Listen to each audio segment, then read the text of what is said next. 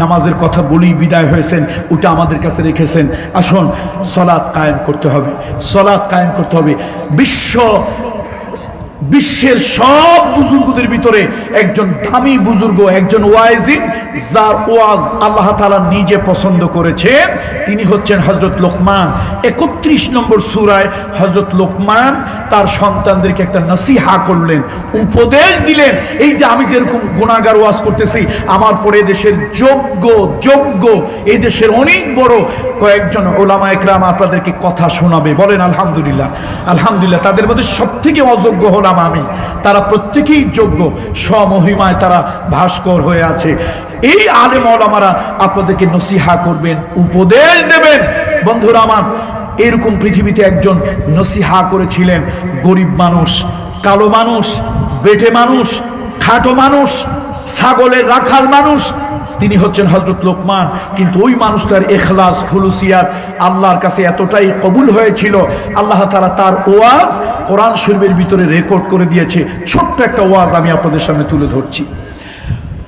আল্লাহর বান্দা হযরত লোকমান তিনি ওয়াজ করলেন, ইয়া বুনাইয়া আকিমিস সালাতা ওয়া আমুর বিল মা'রুফ ওয়ানহা আনিল মুনকার ওয়াসবির আলা মা আসাবাক ইন্না যালিকা মিন আজমিল উমুর। হযরত লোকমান বলেন, ও আমার সন্তানেরা, ও আমার কলিজার টুকরা সন্তানেরা, বাবা হিসাবে তোমাদেরকে নসিহা করি, উপদেশ দেই, ওয়াজ করি। সালাত নামাজ কায়েম করো, আর সৎ কাজের আদেশ দাও, অসৎ কাজে বাধা প্রদান করো। যদি সৎ কাজের আদেশ দাও, অসৎ কাজে যদি বাধা প্রদান করো, তাহলে তোমার বিরুদ্ধে মামলা হবে, তোমার বিরুদ্ধে হামলা হবে, তোমার বিরুদ্ধে অত্যাচার হবে, নির্যাতন হবে। ভয় পেও না। ওয়াসবির আলা মা আসাবাক, তোমার উপরে যে বিপদ আপদ বালা মুসিবত তোমার উপরে এসেছে, তুমি ধৈর্য ধারণ করো। ইন্না যালিকা মিন আজমিল উমুর, এটা হলো তোমার জীবনের বড় অর্জন, এটা হলো তোমার জীবনের বড় অ্যাচিভমেন্ট। সুবহানাল্লাহ, সুবহানাল্লাহ। তাহলে বোঝা গেল, আপনি নামাজটা ঠিক মতো পড়বেন, সত্যের পক্ষে থাকবেন, অন্যায় অসত্যের বিরুদ্ধে কথা বলবেন। এদেশের তাগুত, এদেশের বাতিল শক্তি মামলা দেবে, হামলা দেবে, জুলুম করবে, জেলে ভরবে, ফাঁসির মঞ্চে চড়াবে। আপনি নিজের ঘর বাড়ি ছেড়ে পালিয়ে পালিয়ে বেড়াবেন। কত ঠিক কিনা বলুন বন্ধুরা আমার, বন্ধুরা আমার। এই জন্যই হযরত লোকমান বলেছিলেন, ওয়াসবির আলা মা আসাবাক, অধৈর্য হলে চলবে না। তাহলে আল্লাযীনা ইম্মাক্কান্নাহুম ফিল আরদ, মুমিনেরা যদি কোনো ভূখণ্ডের মালিক হয়, আল্লাহ যদি মুমিনদেরকে কোনো ভূখণ্ডের মালিক বানায়, 92% মুসলমান, যে দেশে 92 বাদ দিলাম, 80% মুসলমানও যদি হয়, তো আব্রাহাম লিঙ্কনের ডেমোক্রেসি অনুযায়ী এ দেশটা কার? কি মুসলমানের না?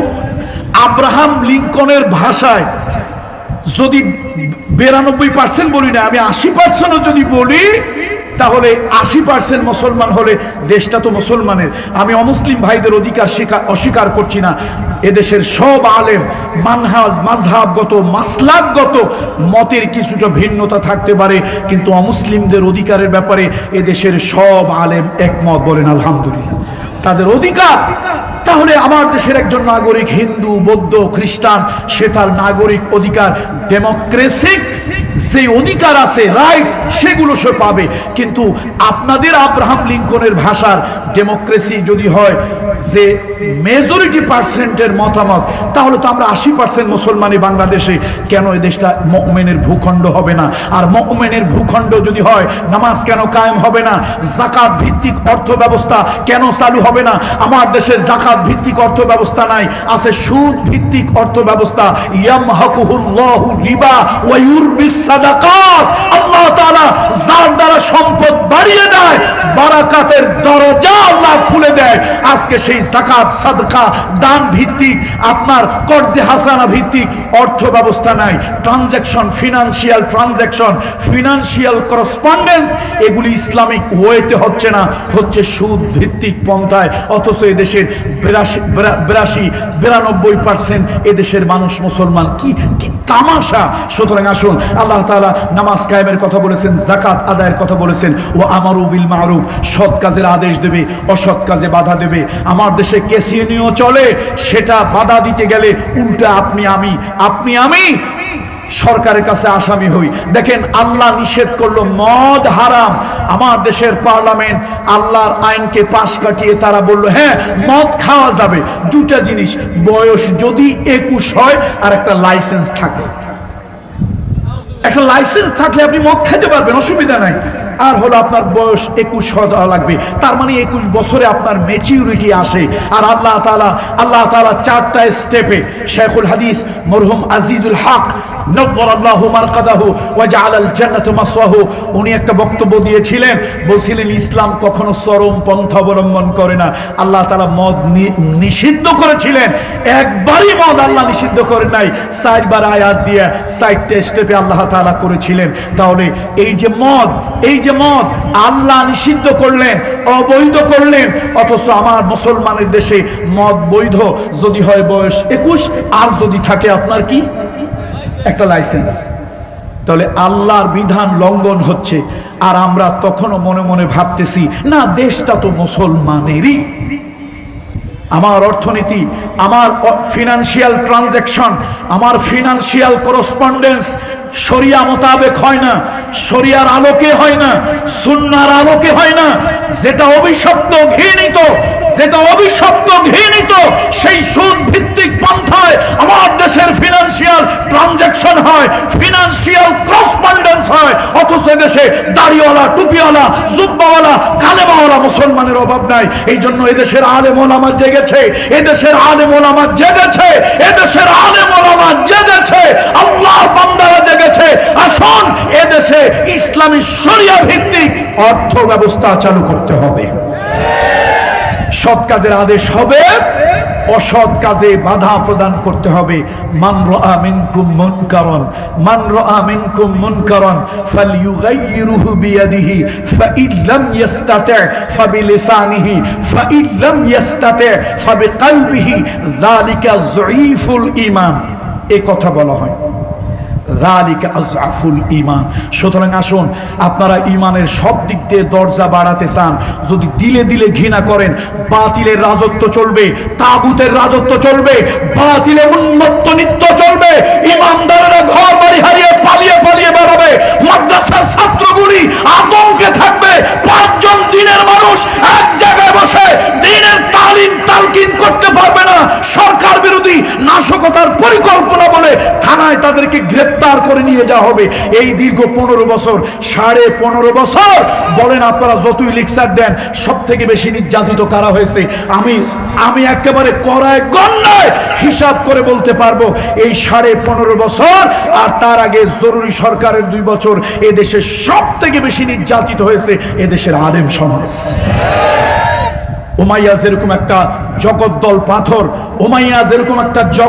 পাথর সাইয়েদনা বেলালের বুকের উপরে চাপিয়ে রেখেছিল, বেলালের কণ্ঠ বন্ধ করার জন্য চেষ্টা করেছিল। উমাইয়ার মতো একটা পিচাস, উমাইয়ার মতো একটা নরপিচাস, উমাইয়ার মতো একটা নেতা লিডার, আজকে আমার সমাজে হাজারো উমাইয়ার মতো লিডার আছে যারা আলেমদের বুকের উপরে পাথর চাপা দিয়ে আলেমদের কণ্ঠ রোধ করতে চেয়েছে। মাশাআল্লাহ, কণ্ঠ কিন্তু রোধ হয় নাই। দেখেন না, খুকুমণি দীপুমণিরা বিয়ে হয় পরে, বাচ্চা হয় আগে। বিয়ে হইছে পরে, বাচ্চা হইছে। এই সমাজ এত অসভ্য, খুকুমণি পরিমণিরে বলে নাই, জিজ্ঞেস করে নাই তোদের বিয়ে হইল পরে, বাচ্চা পেটে ঢুকলো কেমনে আগে? অথচ মামুনুল হকেরা বউ নিয়া রিসোর্টে গেলে এই অসভ্য জাতি তার কাছে কাবিননামা চায়। বিয়ের আগে বাচ্চা ঢুকছে, ওই জায়গায় সার্টিফিকেট কেউ চায় না। তার মানে হচ্ছে এটা আলেমদের প্রতি বিদ্বেষ, এটা আলেমদের প্রতি বাঁকা চোখে তাকানো। আসুন, সময়ের সাহসী সিদ্ধান্ত নিতে হবে। উলামা একরামদের সাথে আসি থাকবো, উলামা একরামদের সাথে আসি থাকবো। বন্ধুরা আমার, সত্যের পক্ষে থাকবো, হকের পক্ষে থাকবো, দ্বীনের পক্ষে থাকবো। তা'মুরুনা বিল মা'রুফ ওয়া তানহাউনা আনিল মুনকার, সৎ কাজের আদেশ দেব, অসৎ কাজে বাধা প্রদান করব।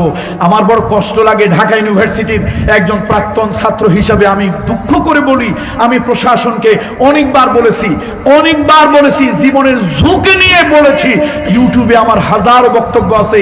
আমি প্রশাসনকে বলেছি, আপনারা যেখানে ট্রাকে ট্রাকে অস্ত্র পাওয়া যাবে ওই জায়গায় পুলিশ প্রশাসন রেড দেয় না, ওই জায়গায় জঙ্গি খুঁজে পায় না।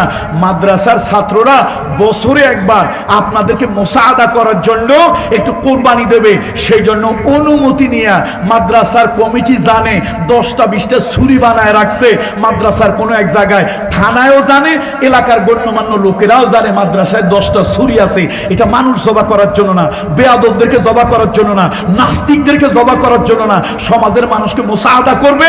কোরবানি ঈদুল আজহায় একটু গরু কোরবানি দিয়ে আপনাদেরকে মাদ্রাসার তলিবুল ইলমরা সহযোগিতা করবে, সেই জন্য 10টা অস্ত্র।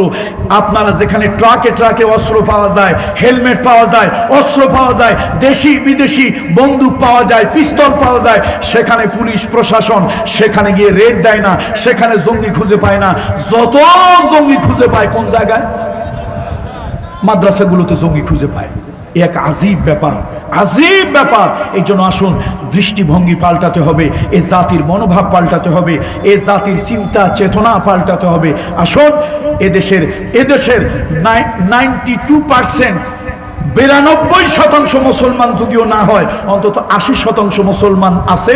সেই 80%-এর ভিত্তিতে আপনাদের ভাষায় আমরা ডেমোক্রেসির উপরে বিশ্বাসী নই। এই যে আজকে মুফতি জসিমউদ্দিন রহমানী, আমি তারে ভালোবাসি, যদিও আমি গণতান্ত্রিক এই দেশে বাস করি, কি করব, করার তো কিছু নাই। আফগানের মুজাহিদদের মতো তো রিভলিউশন করতে পারি না। আলহামদুলিল্লাহ, আল্লাহরই বান্দা, শক্ত ইমানের মানুষ এই আব্রাহাম লিঙ্কনদের এই ডেমোক্রেসি বিশ্বাস করে না। কেমনে করবে? আপনি যেটা বলবেন এইটা সঠিক, আমি যেটা বলবো এইটা ভুল, আপনি যেটা বলবেন এইটা রাইট, আমি যেটা বলবো এইটা রং। আপনি চিল্লাইতে পারবেন, আমি চিল্লাইতে পারবো না। আপনি কিছু করলেই সেটা হবে পরিকল্পনা, আমি কিছু করলেই সেটা হবে নাশকতার ষড়যন্ত্র। এর নাম যদি হয় ডেমোক্রেসি, তোমাদের ডেমোক্রেসিকে জুতা পেটা করে বঙ্গোপসাগরে নিক্ষেপ করি। পড়াশোনা আমরাও করেছি, তোমরা যেরকম বিশ্ববিদ্যালয় থেকে ডিগ্রি নিয়েছো ওইরকম বিশ্ববিদ্যালয় থেকে ডিগ্রি আমরাও নিয়েছি। তোমরা বিসিএস পড়েছো, পিসিএস করেছো, তারপরে তোমরা প্রশাসনে বিভিন্ন ক্যাডারে এসেছো, ওইরকম ক্যাডারে আমরাও যাওয়ার মতো যোগ্যতা আমাদের আছে, ছিল। আমরাও যদি যেতাম, তোমরা স্যার বলতে বলতে অনেকে প্রস্রাব পায়খানা করে ফেলতে। আমরা একেবারে সমাজের নিচু শ্রেণী থেকে উঠে আসিনি, আমরা অশিক্ষিত মূর্খের সমাজ থেকে উঠে আসিনি। আমার কথা হলো, তোমরা ডেমোক্রেসির নামে যেটা করো, এটা ডেমোক্রেসি নয়, এটা ডিক্টেটরশিপ, এটা স্বৈরতন্ত্র। যারা বলুন ঠিক কিনা? এদেশের আলেম ওলামা দ্বীনপন্থী লোকের কথা রাখতে হবে। এদেশের শাসন ব্যবস্থা দ্বীনের আলোকে, কোরআন এবং সুন্নাহর আলোকে হতে হবে। আল্লাহ তাআলা এই মুসলমানের ভূখণ্ডটাকে কোরআন এবং সুন্নাহর আলোকে পরিচালিত করার তৌফিক দান করুন। এই জমিনটাকে আল্লাহ তাআলা দ্বীনের জমিন হিসাবে কবুল করুন।